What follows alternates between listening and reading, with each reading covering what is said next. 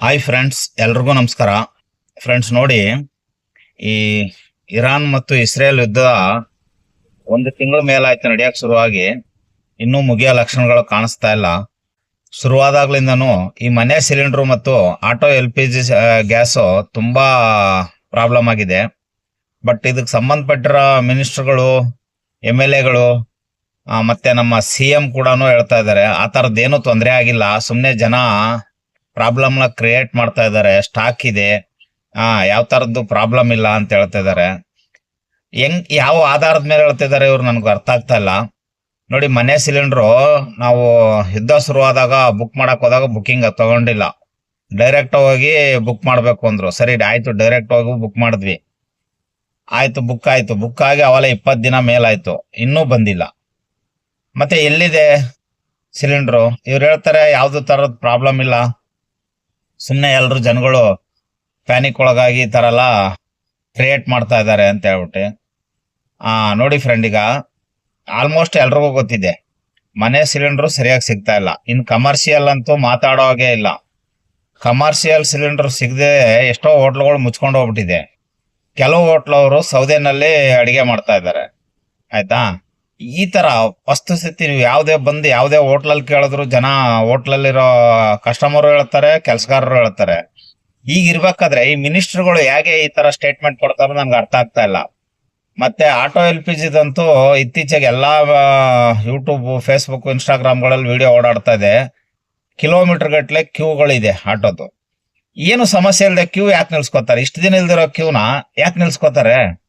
ಒಂದು ಆಟೋಗೆ ನಾವು ಇವತ್ತು ಗ್ಯಾಸ್ ಫಿಲ್ ಮಾಡ್ಬೇಕು ಅಂದ್ರೆ 4 ಅವರ್ 5 ಅವರ್ ಕಾಯ್ಬೇಕು. ಯಾಕೆ ಸುಮ್ನೆ ನಾವು 5 ಅವರ್ ವೇಸ್ಟ್ ಮಾಡ್ತೀವಿ? ಯಾಕೆ ಅರ್ಥ ಆಗ್ತಲ್ಲ ಈ ಮಿನಿಸ್ಟರ್ಗಳಿಗೆ? ನೋಡಿ, ನಿನ್ನೆ ಥರ್ಡ್ ಡೇ ಅನ್ನೋ ಒಂದು ಯೂಟ್ಯೂಬ್ ಚಾನಲ್ ಸುಬ್ರಹ್ಮಣ್ಯ ಸಂಡಿಗೆ ಸರ್ ಗ್ರೌಂಡ್ ರಿಪೋರ್ಟ್ ಮಾಡಿದ್ರು. ಎಷ್ಟೋ ಯಶವಂತಪುರ ಕಡೆ ಹೋಗಿ ಎಷ್ಟೋ LPG ಬಂಕ್ಗಳ ಹತ್ರ ಹೋಗಿ ನೋಡಿದ್ರೆ ಎಲ್ಲೂ ಸ್ಟಾಕ್ ಇಲ್ಲ. ಇರೋ ಒಂದೋ ಎರಡೋ ಬಂಕ್ಗಳು, ಸ್ಟಾಕ್ ಇರೋ ಬಂಕ್ಗಳಲ್ಲಿ ಕಿಲೋಮೀಟರ್ ಗಟ್ಲೆ ಕ್ಯೂ. ಅದರಲ್ಲಿ ರೇಟು ಒಂದಕ್ಕೊಂದು ಡಿಫ್ರೆಂಟು.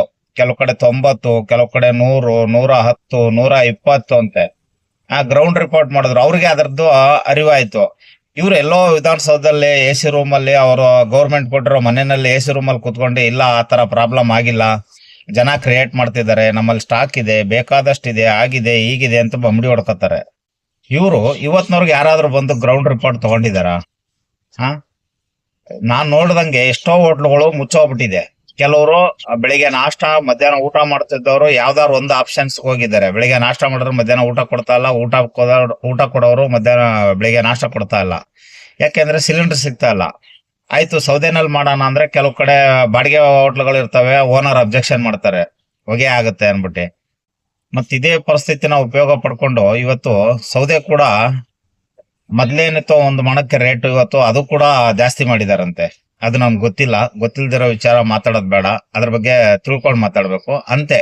ನನ್ಗೆ ತುಂಬಾ ಜನ ಹೇಳ್ತಾ ಇದ್ರಿಲ್ಲ, ಸೌದೆ ಕೂಡ ಮಣದ ರೇಟು ಜಾಸ್ತಿ ಆಗಿದೆ ಅಂತ ಹೇಳ್ಬಿಟ್ಟು. ಈ ತರ ಇರ್ಬೇಕಾದ್ರೆ ಈ ಮಿನಿಸ್ಟರ್ಗಳು ಹೆಂಗೆ ಈ ತರ ಸ್ಟೇಟ್ಮೆಂಟ್ ಕೊಡ್ತಾರೋ ಗೊತ್ತಿಲ್ಲ. ನಮ್ಮ ಆಟೋದಂತೂ ನಾವು ಅನುಭವಿಸ್ತಾ ಇದೀವಿ, ನಮ್ಗೆ ಪಿನ್ ಟು ಪಿನ್ ಗೊತ್ತು. ಯಾರು ಬಂದು ಕೇಳಿದ್ರು ಹೇಳ್ತೀವಿ. ಮಧ್ಯರಾತ್ರಿ 12 ಗಂಟೆಗೆ ಬಂದು ಎಬ್ಬರಿಸಿ ಕೇಳಿದ್ರು ಇದ್ರದ್ದು ಡೀಟೇಲ್ಸ್ ಹೇಳ್ತೀವಿ. ಯಾಕೆಂದ್ರೆ ನಾವು ಅಷ್ಟು ಅನುಭವಿಸ್ತಾ ಇದೀವಿ ಅಲ್ವಾ? ಆದ್ರೆ ಮಿನಿಸ್ಟರ್ಗಳಿಗೆ ಯಾಕಿದ್ರ ಅನುಭವ ಆಗ್ತಿಲ್ಲ ಗೊತ್ತಿಲ್ಲ. ಸುಮ್ನೆ ಅವರು ಕ್ರಿಯೇಟ್ ಮಾಡ್ತಿದ್ದಾರೆ ಪ್ರಾಬ್ಲಮ್ನ ಅಂತಾರೆ. ಎಲ್ಲಿ ಕ್ರಿಯೇಟ್ ಮಾಡೋದು? ಆಲ್ರೆಡಿ ಪ್ರಾಬ್ಲಮ್ ಆಗಿದೆ. ಸರಿ, ಈಗ ಇರಾನು ಇಸ್ರೇಲ್ ಯುದ್ಧ ನಡೀತಾ ಇದೆ, ಇದೆಲ್ಲ ಪ್ರಾಬ್ಲಮ್ ಆಗಿದೆ, ನಮಗ್ ಗೊತ್ತಾಗ್ತಾ ಇದೆ, ಅವ್ರಿಗೆ ಗೊತ್ತಾಗ್ತಿಲ್ಲ. ಹಾಳಾಗಿ ಹೋಗ್ಲಿ ಬಿಡೋಣ. ಅವರೆಲ್ಲೋ ಯಾವ್ದೋ ಲೋಕದಲ್ಲಿದ್ದಾರೆ, ನಾವು ಬೇರೆ ಲೋಕದಲ್ಲಿ ಇದೀವಿ ಅಂತ ತಿಳ್ಕೊಳ್ಳೋಣ. ಮೊನ್ನೆ ಏನಾಯ್ತು, ಒಂದ್ 4-5 ದಿನದಿಂದ ಒಬ್ರು ಮಿನಿಸ್ಟ್ರು IPL ಶುರು ಆಯ್ತು ನೋಡಿ. ಆ IPL ಶುರುವಾದಾಗ ನಾವು ನಮ್ಮ ಫ್ಯಾಮಿಲಿ ಅವರು ಡಿಮ್ಯಾಂಡ್ ಮಾಡ್ತಾ ಇದ್ದಾರೆ, ನಮ್ಗೆ IPL ಟಿಕೆಟ್ ಫ್ರೀ ಆಗಿ ಬೇಕು, 5 ಟಿಕೆಟ್ ಒಂದು ಫ್ಯಾಮಿಲಿಗೆ, ಒಬ್ಬ MLAಗೆ ಅಂತ ಕೇಳ್ತಾರೆ. ಎಲ್ಲಿ? ಸದನದಲ್ಲಿ, ವಿಧಾನಸೌಧದ ಅಸೆಂಬ್ಲಿ ಹಾಲ್ನಲ್ಲಿ, ಸದನದಲ್ಲಿ ಕೇಳ್ತಾರೆ. 5 ಟಿಕೆಟ್ ಫ್ರೀ ಬೇಕಂತೆ. ಅದು ಯಾವ ತರ ಟಿಕೆಟ್? VIP ticket. ಯಾಕಂದ್ರೆ ಇವರು ಮಾಮೂಲಿ ಜನಗಳ ಜೊತೆ ಕುತ್ಕೊಂಡು ನೋಡಕ್ ಆಗಲ್ಲ ಇವ್ರ ಕೈಲಿ. ಯಾಕಂದ್ರೆ ಇವ್ರದ್ದು ಏನು ಸ್ಪೆಷಲ್ ಕೋಟಾ.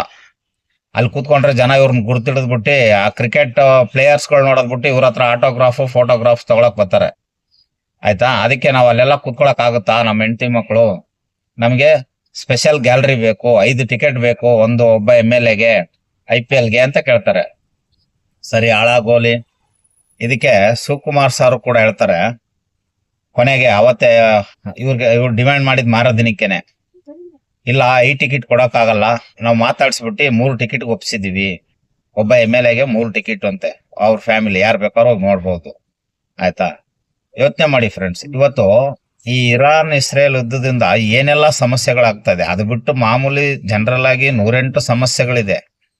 ಈ ಎಲ್ಲಾ ಸಮಸ್ಯೆಗಳು ಬಿಟ್ಟು ಈ MLAಗಳಿಗೆ ಮತ್ತೆ ಮಿನಿಸ್ಟರ್ಗಳಿಗೆ IPL ಕ್ರಿಕೆಟ್ ನೋಡ್ಲಿ ಬೇಡ ಅನ್ನಲ್ಲ, ಕ್ರಿಕೆಟ್ ನೋಡ್ಲಿ, ಸಿನಿಮಾ ನೋಡ್ಲಿ, ಇವ್ರಿಗೆ ಸ್ಯಾಲ್ರಿ ಎಷ್ಟಿದೆ, ಇವ್ರಿಗೆ ಬೇರೆ ಬೇರೆ ಎಕ್ಸ್ಪೆಂಡೇಷನ್ ಎಷ್ಟು ಬರುತ್ತೆ ತಿಂಗಳಿಗೆ, ಅದು ಬಿಟ್ಟು ಈ ಸಮಥಿಂಗ್ಗಳು ಇರುತ್ತಲ್ಲ, ಕೆಲವು ಅಕ್ರಮಗಳಿಗೆ ಸೈನ್ ಮಾಡಿದ್ರೆ ಬರುತ್ತಲ್ಲ ಲಕ್ಷಗಟ್ಲೆ ಇನ್ಕಮು, ಇಲ್ಲೀಗಲ್ಲು, ಇಷ್ಟೆಲ್ಲ ಇದ್ರೂನು ಇವರು IPL ಕ್ರಿಕೆಟ್ ನೋಡೋದಕ್ಕೆ 3 ಟಿಕೆಟ್ನ ಕೊನೆಗೆ ಸ್ಯಾಂಕ್ಷನ್ ಮಾಡ್ಕೋತಾರೆ. ಅದನ್ನ ಶಿವಕುಮಾರ್ ಸರ್ ಮೀಡಿಯಾದವ್ರ ಮುಂದೆ ಎದೆ ತಟ್ಕೊಂಡು ಹೇಳ್ತಾರೆ, ನಾವು ಪ್ರತಿಯೊಬ್ಬ MLAಗೂ 3 ಟಿಕೆಟ್ನ ಸ್ಯಾಂಕ್ಷನ್ ಮಾಡಿದ್ದೀವಿ, ಫ್ರೀಯಾಗಿ ಹೋಗಿ ಅವ್ರ ಫ್ಯಾಮಿಲಿ ಅವರು ನೋಡ್ಬೋದು ಅಂತ. ನೋಡಿ ಎಲ್ಲಿಗೆ ಬಂತು ನಮ್ಮ ದೇಶ. ಕ್ರಿಕೆಟ್ ನೋಡಕ್ಕೆ ಇವತ್ತು ಫ್ರೀ ಟಿಕೆಟ್ ಕೊಡ್ತಾರೆ, ಇನ್ನೂ ಸ್ವಲ್ಪ ದಿನ ಆದ್ರೆ ಒಳ್ಳೊಳ್ಳೆ ಫಿಲಮ್ಗಳು ಬಂದಾಗ ಪ್ರತಿ ಫ್ಯಾಮಿಲಿಗೆ ಫ್ರೀ ಟಿಕೆಟ್. ಯಾಕೆ ಸ್ವಾಮಿ? ದುಡಿಮೆ ಇದೆ, ನಿಮ್ಗೆ ಒಳ್ಳೆ ಸಂಪಾದನೆ ಇದೆ, ಲೀಗಲ್ ಇನ್ಕಮ್ ಇದೆ, ಇಲ್ಲೀಗಲ್ ಇನ್ಕಮ್ ಇದೆ, ಇಷ್ಟೆಲ್ಲ ಇದ್ರು ನಿಮ್ಗೆ ಫ್ರೀ ಟಿಕೆಟೇ ಬೇಕಾ? ಅದನ್ನ ಸದನದಲ್ಲಿ ನೀವು ಚರ್ಚೆ ಮಾಡ್ತಿರಲ್ಲ. ಈಗ ಎಂತೆಂತ ಸಮಸ್ಯೆಗಳಿದೆ ನಮ್ಮ ಕರ್ನಾಟಕದಲ್ಲಿ, ಅಂತ ಸಮಸ್ಯೆಗಳ ಬಗ್ಗೆ ಮಾತಾಡೋ ಟೈಮ್ನ ನೀವು ಆ ಟೈಮ್ ಕೂಡ ನಿಮ್ಗೆ ಕೊಡೋ ಸ್ಯಾಲ್ರಿ ಕೂಡ ಜನಗಳು ಕಟ್ಟೋ ಟ್ಯಾಕ್ಸ್ ಅಲ್ಲೇ, ಅದೇನು ಬೇರೆ ಎಲ್ಲಿಂದನೂ ಬರಲ್ಲ. ಆಯ್ತಾ, ಆ ಟ್ಯಾಕ್ಸ್ ದುಡ್ಡಿನಲ್ಲಿ, ಜನಗಳ ಟ್ಯಾಕ್ಸ್ ದುಡ್ಡಿನಲ್ಲಿ ನೀವು ಮೀಟಿಂಗ್ ಮಾಡೋ ಟೈಮ್ನ ನಿಮ್ಮ IPL ಕ್ರಿಕೆಟ್ಗೋಸ್ಕರ ಯೂಸ್ ಮಾಡ್ಕೋತೀರಾ ಅಂದ್ರೆ ಲೆಕ್ಕ ಹಾಕೊಳ್ಳಿ, ನೀವು ಎಲ್ಲಿಗೆ ಬಂದ್ ಮುಟ್ಟಿದೀರಾ ಅನ್ಬಿಟ್ಟು.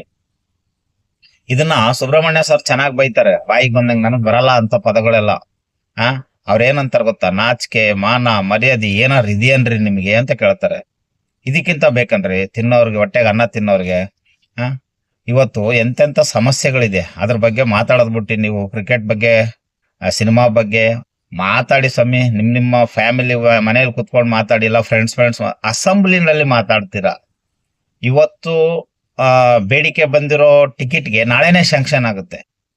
ಈ ಬಡವ್ರದ್ದು ಕೆಲವು ಸಮಸ್ಯೆಗಳು ಇರ್ತದೆ, ಇವತ್ ನಾವು ಬೇಡಿಕೆ ಇಟ್ರೆ ಅದು ಸ್ಯಾಂಕ್ಷನ್ ಆಗಕ್ಕೆ ವರ್ಷ ಆಗುತ್ತೋ 5 ವರ್ಷ ಆಗುತ್ತೋ, ಈ ಸರ್ಕಾರಗಳೇ ಬಿದ್ದೋಗಿರ್ತದೆ, ಬೇರೆ ಸರ್ಕಾರ ಬಂದಿರುತ್ತೆ, ಆದ್ರೂ ಸ್ಯಾಂಕ್ಷನ್ ಆಗಲ್ಲ. ನೋಡಿ IPL ಯಾಕೆ? ಇವ್ರಿಗೆ ದುಡ್ಡು ಇಲ್ವಾ? ತಮ್ಮ ಸ್ವಂತ ದುಡ್ಡಲ್ಲಿ ಏನು 3 ಟಿಕೆಟ್ ಕೊಟ್ಟಿದಾರಪ್ಪ. ಈಗ 3 ಜನ ಎಷ್ಟಿರ್ಬೋದು ಟಿಕೆಟ್? ಕ್ರಿಕೆಟ್ ಮ್ಯಾಚ್ ನೋಡೋರು ಗೊತ್ತು, ನಾನು ಕ್ರಿಕೆಟ್ ಮ್ಯಾಚ್ ನೋಡೋದಿಲ್ಲ, ನಾನು ಸಿನಿಮಾ ಪ್ರೇಮಿ. ಎಷ್ಟಿರ್ಬೋದು? ಆ 3 ಟಿಕೆಟ್ ಬೆಲೆನ ನಿಮ್ಗೆ ಅಷ್ಟು ಬರ್ಸಕ್ಕಾಗಲ್ವ ಒಬ್ಬ ಮಿನಿಸ್ಟ್ರು, ಒಬ್ಬ MLA ಆಗಿಬಿಟ್ಟು? ಅದನ್ನು ಕೂಡ ಜನಗಳ ದುಡ್ಡಿನಲ್ಲಿ ಫ್ರೀ ತಗೊಂತೀರಲ್ಲ ನೀವು, ಏನ್ ಹೇಳೋಣ ನಿಮ್ಗೆ? ನೋಡಿ ಈಗಿದೆ ನಮ್ಮ ದೇಶ, ನಮ್ಮ ರಾಜ್ಯ, ನಮ್ಮ ರಾಜ್ಯದ ಜನಪ್ರತಿನಿಧಿಗಳು. ಇದು ಇನ್ನೂ ಎಲ್ಲಿಗೋಗಿ ಮುಟ್ಟುತ್ತೋ ಗೊತ್ತಿಲ್ಲ ಫ್ರೆಂಡ್. ನೋಡಿ ಎಂತೆಂತ ಸಮಸ್ಯೆಗಳಿದೆ, ಎಲ್ಲಾ ಸಮಸ್ಯೆ ಬಿಟ್ಟು ಇವರು ಸದನದಲ್ಲಿ ಇಂಥ ಸಮಸ್ಯೆಗಳನ್ನ ಮಾತಾಡ್ತಾರೆ ಅಂದ್ರೆ ಅರ್ಥ ಮಾಡ್ಕೊಳ್ಳಿ. ದಯವಿಟ್ಟು ಇನ್ನು ಮುಂದಾದ್ರೂ ಜನಗಳು ಒಬ್ರಿಗೆ ಓಟ್ ಹಾಕ್ಬೇಕಾದ್ರೆ ಯೋಚನೆ ಮಾಡಿ, ನಾವ್ ಯಾರು ಓಟ್ ಹಾಕ್ತಾ ಇದ್ವಿ. ಯಾಕಂದ್ರೆ ಇವತ್ತು ಅವ್ರು ಮಾಡ್ತಾರ ತಪ್ಪು ಅವ್ರದಲ್ಲ, ಅವ್ರನ್ನ ಕಳ್ಸಿರೋರು ನಮ್ದು. ನಾವೇ ಕಳ್ಸಿರಲ್ಲ ಅಂದ್ರೆ ಅವ್ರ ಅಸೆಂಬ್ಲಿಲಿ ಕುತ್ಕೊಂಡು ಏನ್ ಮೀಟಿಂಗ್ ಮಾಡ್ತಾ ಇದ್ರು ಅವರು?